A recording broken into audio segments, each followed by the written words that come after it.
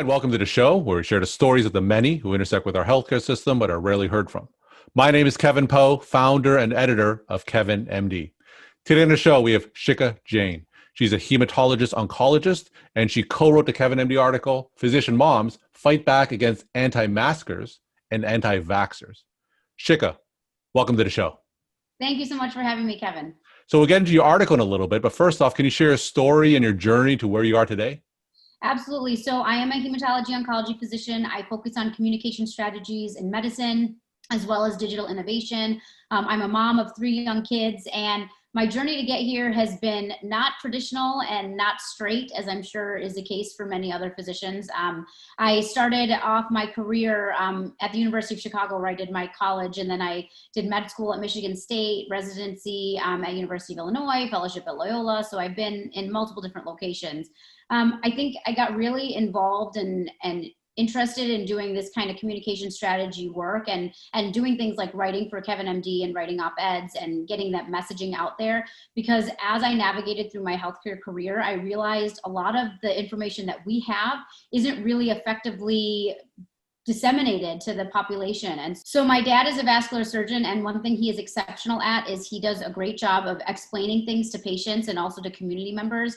He has always, throughout my entire life, I've seen him talk about things to our family in a simple way, and he's been able to take complex, very complex medical disorders and explain them in ways that people who don't have our medical background are able to understand. So for me, it's a really big passion of mine to figure out how to make healthcare accessible and make evidence-based medicine accessible to our patients. And so I do that by writing op-eds like for KevinMD. I do it by speaking out and doing interviews and really trying to find ways to communicate the education that I've been fortunate enough to receive and communicate it in a way that is understandable for people who don't have the same background.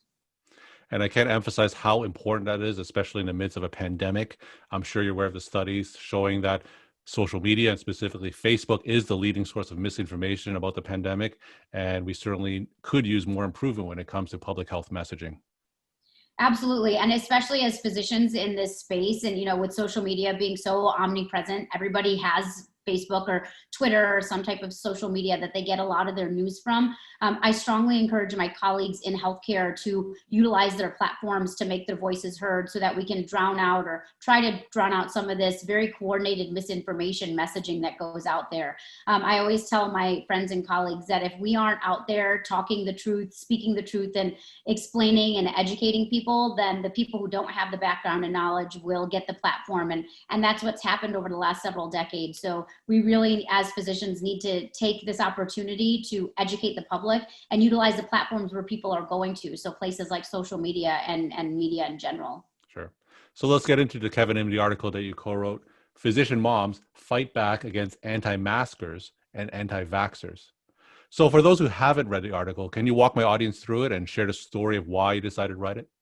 Absolutely. So I'm fortunate in that in Illinois, we have wonderful government leaders who've been doing a pretty great job of using evidence-based medicine to navigate through this pandemic. At the beginning of the pandemic, myself and several colleagues, Dr. Binny Arora, Dr. Laura Zimmerman, Dr. Eve Bloomgarden, and Dr. Ali Khan, and Dr. Amisha Walia, we came together when we realized that all this misinformation was coming out there. And so we created this group called Impact, which has been about advocating and amplifying evidence-based messaging throughout this pandemic. So fast forward a few months and we're still living through a pandemic, and now we're living through a second public health crisis based on the fact that there have been egregious things that have happened throughout the nation, and Black Lives Matters protests are happening and public health crises are happening across the nation in the midst of a pandemic. And so around the time of the protests happening, we saw this great news article about Portland moms who had come together and to basically protect their communities and created this wall of moms. And so we saw the parallel between that type of advocacy work and some of the advocacy work that physician moms were doing across the nation, talking about anti-maskers and anti-vaxxers. There was a rally that was actually scheduled here in Illinois where a bunch of parents were planning on getting together to advocate against masks in indoor spaces and against masks for schools. And so we thought it was really important to make sure that our voices were heard and advocate for using science and evidence to continue to utilize masks indoors, continue social distancing. And one thing that we found in our research is that a lot of these anti-mask messaging initiatives that are happening are very similar to the anti-vax messaging that has happened, where people have been advocating against vaccines for years. And so we started to notice that the types of strategies the anti-vax groups were using were very similar to the strategies the anti-mask groups were using. And so we wanted to make that parallel, and we wanted to educate people on, number one, why continuing to use masks and social distancing was important. And then also making sure that people understood that science is science regardless of what you believe in. And we as physician parents had multiple reasons to want to advocate for scientific evidence to navigate this pandemic, which includes encouraging people to get vaccines and encouraging people to wear masks when they're out and about. Sure. So in our current situation, unfortunately, science has been so politicized and people are so ingrained in their positions already. Now, especially online on social media, is there really any room for flexibility? Do you think that we can actually change minds on Facebook, for instance? So I think it depends on who your audience is. I always talk about kind of three groups of people. So there's the one group who totally supports you. Anything you write, they say, yes, you're so smart. Excellent job. We agree with you. Then there's that group in the middle that's kind of like the fence sitters who aren't really sure which way they believe. They're reading articles on both sides and they're trying to figure out what they believe. And then there are those people who are completely against it. They are completely opposed. And no matter what you say, they're not going to believe anything you say. And they're going to throw facts and things back at you that are not accurate. So what I tell people when they're working on their messaging strategy, you don't need to focus on the people who already agree with you. You don't really need to focus on the people who you know you're not going to change their mind. The really important people to focus on are those people who are kind of in the middle. And what a strategy that I've used that has worked really well is using facts and science and studies and papers to back up what I'm saying. Because a lot of times, you know, even myself as a physician, there are papers and articles that come out where I have to reread them to say, is this really factual? Is this really accurate? And that's with my decades of medical training and experience. So for people who don't have that experience, you need to be able to present both sides of the story, but then you need to back up your facts with evidence and science and journals. And by backing up the information that you're presenting, you're more likely to win over those people who are in the middle ground. So the majority of physicians aren't as versed on social media like you or I. So what kind of advice can you give to that clinician who may not be as familiar on Twitter, LinkedIn, and YouTube and Facebook? Where can they start? So there are a lot of great resources out there. There's a lot of phenomenal physicians out there who are doing this exceptionally well. What I tell people who don't know how to jump in is find people who speak similar to you, find people who believe things similar to you, and start following them, start watching them. There are people like you out there. There's people like Dr. Donna Coriel, who has her So Me Docs group. There are people like me who speak on misinformation and cancer. So I strongly recommend finding those people who are speaking to what you're interested in and see what they do. You don't necessarily have to start putting tweets out or Facebook posts out right away. You can kind of gauge the water, see what other people are doing, and then do what feels comfortable to you. It could be just posting articles with maybe a little summary of, explaining what the article was about. It could be just sharing an experience that you had in clinic, obviously HIPAA compliant, but saying, I had this great conversation with a patient today and I was able to convince them that getting a vaccine was a smart thing to do. It could be as simple as taking a picture of a flower and saying, we're in a pandemic, it's nice to stop and appreciate the little things. So there's a lot of really great ways that you can kind of dip your toe in the water. There's a lot of us out there who are willing to help as well. So many of us have our DMs open. You can send a message and say, I'm interested in getting started. Do you have any advice? There's a lot of podcasts out there as well that can help kind of you navigate this very new environment that healthcare is now entering. But I strongly encourage physicians to utilize their platforms and utilize their voices to get out there, because really it's our community. Our community is a global community these days, and we need to make sure we're educating people so they use the best information to make the decisions they're making. We're talking to Shikha Jain. She's a hematologist-oncologist, and she co-wrote the KevinMD article, Physician Moms Fight Back Against Anti-Maskers and Anti-Vaxxers. Shikha, one thing that we're finding out about the anti-vaccine movement is that those who are against them, they have some retribution. You hear stories about physicians who are facing a lot of pushback from people who don't agree with them, especially online. What are some tips that you could share to deal with negativity, to deal with people who don't agree with you online? So the great thing about social media is you can be as engaged or as little engaged as you want to be. So if it's getting to be too much, I say take a social media holiday. If people are attacking you and you don't want to deal with it, you don't have to log in. That's okay. The way I try to deal with these types of things, because there are very coordinated attacks that happen. I categorize people who attack me into those three categories again. If there's somebody who I think I can change their mind and they're speaking with facts, I try to engage and have a constructive discussion.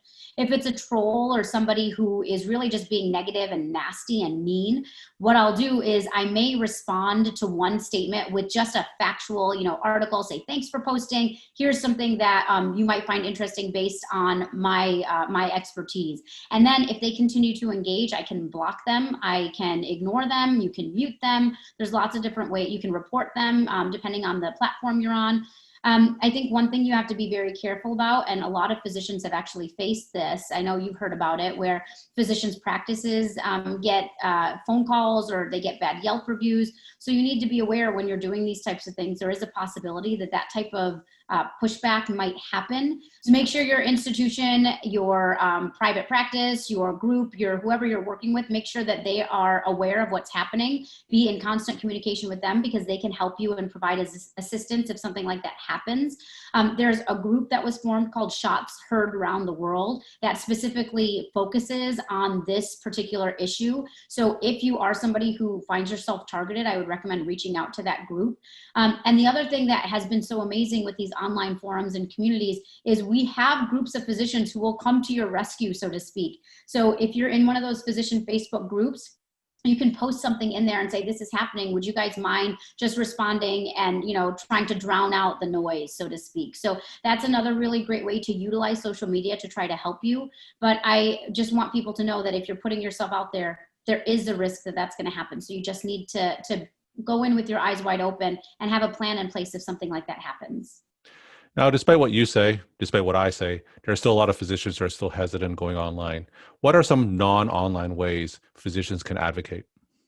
So there are a lot of great ways that you can advocate if you're not online. Writing is a huge way you can do it. Writing for, KevinMD, writing other op-eds, writing for your local newspaper, your national news, writing for, other publications. I think that's one really great way that physicians can get their voices out there without needing to be online. A lot of physicians we're seeing in the news these days. So there's some phenomenal docs like Dr. Megan Ranney and Dr. Esther Chu and Dr. Dara Cass who have been all over CNN. And so I recommend if you have that platform, if you have the ability to be on TV and you're comfortable doing that, or radio, doing your local or national news stations, there's a really great way to disseminate information. Contacting your newspaper, they are always interested in these types of stories, especially as you go through this pandemic. I think that a lot of newspapers and media outlets are looking for physician voices and looking for voices in healthcare to share not only their own experiences, but their expertise. So I would strongly recommend reaching out. It may be outside of your comfort zone and something you never thought you'd be doing, but right now is the best time to get healthcare voices out there spreading evidence-based information. And my final question, do you have a take-home message that you want to share with the KevinMD audience?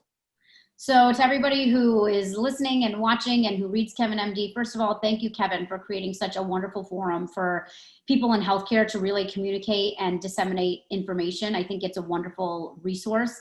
To everybody else out there, please use your voice for good. There is so much good that we can do in the healthcare world. There is so much that we are able to change. We think that our voices don't matter, and we think that the things that we do don't actually impact change. I can tell you that the things that I've been doing over the last 6 months, I've had people reach out to me and tell me specifically how they have actually implemented change utilizing the physician voices that we amplify. So I strongly encourage you, use your voice for the greater good. Think of the community as your global community and get out there and spread evidence-based science and medicine as we navigate through this absolutely crazy time we're going through. Fantastic. Well, thank you so much for sharing your inspiring words. Thanks again for being on the show. Thank you so much for having me.